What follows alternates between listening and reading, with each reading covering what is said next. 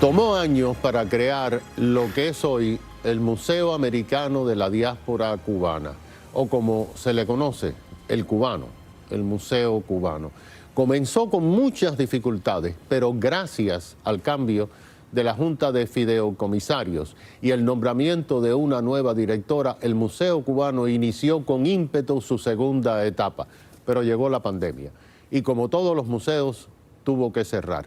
La buena noticia es que en pocas semanas abrirá sus puertas al público con una exhibición de un evento que ayudó a cambiar el mapa de Miami para siempre, el Éxodo Pedro Pan, donde 14,000 niños cubanos que llegamos sin padres a Miami en una operación conjunta del gobierno de Estados Unidos y la Iglesia Católica se asentaron aquí.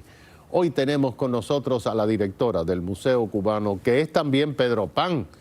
Bienvenida, Carmen Valdivia. Gracias, Tomás.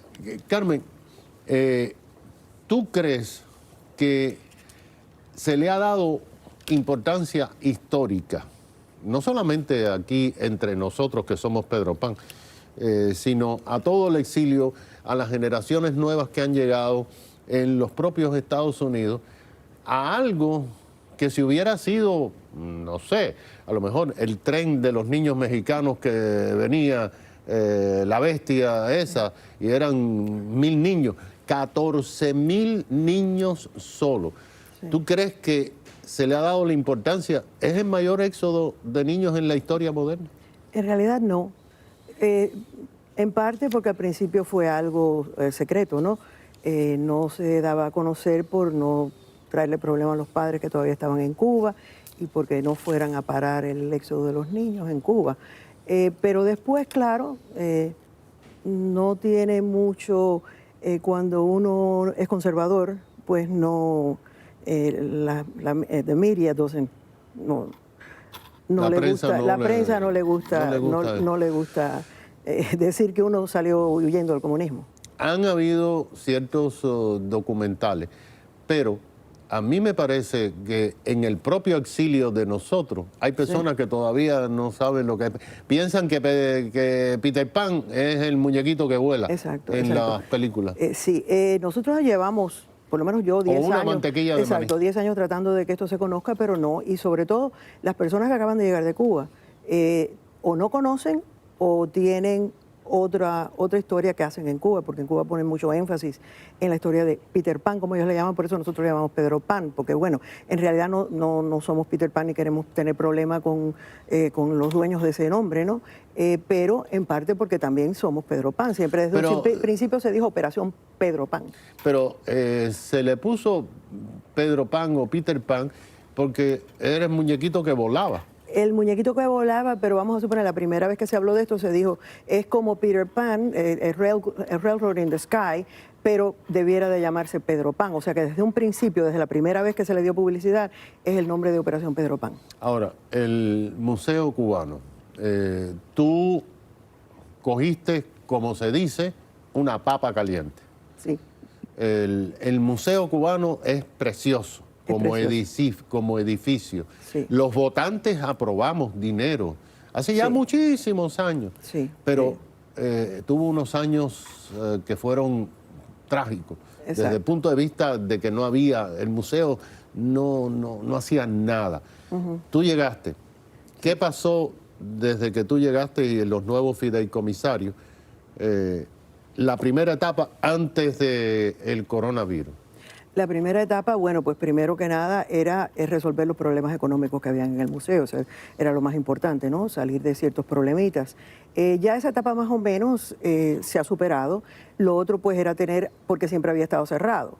Y entonces era hacer actividades en el museo. ¿Por qué siempre había estado cerrado? En realidad porque no me gusta mucho hablar de esto, pero no se sabía administrar, vamos a suponer, habían hecho contratos con que había que tener 4 guardias todos los días, entonces tenían que estar cerrados porque no tenían con qué pagar los 4 guardias. Eran decisiones así que se fueron haciendo, que yo hablé con la persona que era el dueño de la exhibición de aquel momento y le dije, mira, no podemos, queremos abrir, pero no tenemos con qué pagar 4 guardias, te propongo uno, me lo aceptó, entonces pudimos abrir con un guardia, así se han ido deshaciéndonos de decisiones que estaban incorrectas que como administración. Se hicieron muchas cosas, porque no solamente allí pues se hicieron lecturas de libros, Sí, se hicieron presentaciones de películas. Sí, hubieron películas, matinés teníamos los domingos, teníamos todos los sábados alguna actividad, teníamos conciertos. De día pues teníamos abierto el exhibit, teníamos documentales que poníamos, dábamos tours, venían universidades de todas partes precisamente que iban a ir a Cuba y paraban aquí a ver y entonces pues uno le daba la historia nuestra, muy importante, salíamos impresionados, o sea que teníamos 7 días a la semana el museo abierto y con actividades desde por la mañana hasta por la noche. En eso vino coronavirus, pero bueno. Y ahí, a partir de ese momento, ¿qué tú has hecho en estos últimos 8 meses? En los últimos 8 meses, bueno, sobre todo poner las finanzas al día, porque no me gusta hablar de la administración anterior, pero bueno, los libros no estaban al día. Y entonces el condado pedía que los libros estuvieran al día, so tuvimos que regresar a los años anteriores a hacer todo ese bookkeeping, o sea, que en realidad nosotros, la pandemia nos ayudó a poder ponernos al día en ese sentido y a poder presentar Operación Pedro Pan, prepararla y todo, y ya la tenemos ready para poder abrir. Las personas pueden pensar, bueno, la exhibición de un museo es llegas y pones las cosas y vengan, pero la exhibición de la Operación Pedro Pan te ha demorado prepararla meses. En realidad una exhibición se debe demorar 3 años en lo que se hace el research histórico.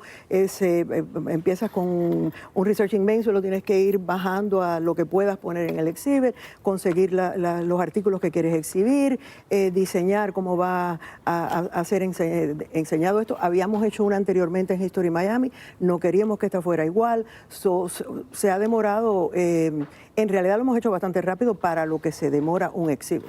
¿Y qué vamos a ver allí en esa exposición? Bueno, esta exhibición se ha diseñado alrededor de, como que uno ya está entradito en edad, cuando uno piensa en la niñez, pues casi que como un sueño, ¿no? Como que es una cosa así. Entonces lo estamos pensando como que cuando uno era niño en Cuba, la niñez en Cuba era como un sueño de hadas, que de pronto se convirtió en una pesadilla, pero con un final feliz.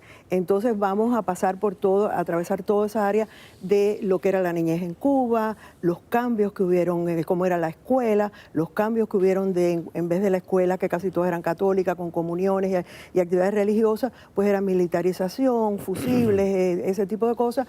El cambio que tuvo la revolución, de que entró a los cambios que hubieran, la decisión de los padres por culpa de estos cambios, y entonces vamos atravesando lo que es la salida, el aeropuerto, la llegada aquí, la vida en los campamentos o en las becas, todo ese tipo de cosas. Tenemos un mapa que está muy bonito, que por primera vez lo vamos a hacer con los nombres de todos los Pedro Pan, porque utilizamos los airport logs y pusimos todos los nombres y el mapa encima. Es una cosa preciosa que nunca habíamos tenido antes. Yo estoy muy contenta con de la manera que se está. No está terminada. El domingo vamos a tener un preview para los Pedro Pan, que después de la misa vamos a ir allí. No está terminada, pero ya se ve cómo va luciendo, ¿no? La idea es que el museo abra sus puertas al pueblo. Sí. Con la exposición de Pedro Pan. Con la exposición de Pedro Pan, sí. Y estamos hablando, claro, con máscara, distancia social. Lo que Dios nos mande. Sí, pero bueno, el cronograma de esto, ¿cómo va a ser? La apertura al público, primero se invitan a personas y después... Sí, vamos a tener pequeños, ¿cómo se llama? Al principio vamos a tener pequeños tours, diferentes grupos, ¿no? Como estoy teniendo el de los Pedro Pan, que quiero que sean los primeros porque es su historia y son los que han donado las cosas que estamos exhibiendo. Pero de ahí pues vamos a tener diferentes grupos de aquí a enero, que es cuando estamos pensando abrirlo. Y entonces, bueno, pero claro, tenemos que ver cómo nos trata el virus. Si vamos a poder tener unas fiestas como habíamos soñado, porque claro, es el 60 aniversario. En Pedro Pan todos los años tenemos 3 días de eventos, que es el weekend antes de Thanksgiving. Siempre tenemos el viernes algo histórico, damos viajes a los campamentos, hacemos todo tipo de cosas. El sábado hay una gala y el domingo hay una misa. Este año hemos tenido que cancelar todo y simplemente decidimos, bueno, pues a la misa de ir a dar gracias, sí vamos a ir porque tenemos mucho de que dar gracias, ¿no? Todos estamos muy agradecidos de no solo de haber podido salir de aquello, sino de cómo nos recibieron aquí y cómo nos cuidaron. Eso sí no quisimos dejar de dar la misa, de dar gracias. Y entonces de ahí, pues claro, quisiéramos poder dar una gala. Cuando se abre, quisiéramos, pero todo depende de cómo esté la pandemia. Bueno, vamos a darle seguimiento, pero lo único que no se puede permitir es que se reescriba la historia. Y por eso va a estar en el Museo Cubano, en Coral Way y la 12 Avenida, a partir de enero, la exposición de Pedro Pan. Muchas gracias a la directora del Museo Cubano, también Pedro Pan, Carmen Valdivia, por estar aquí con nosotros.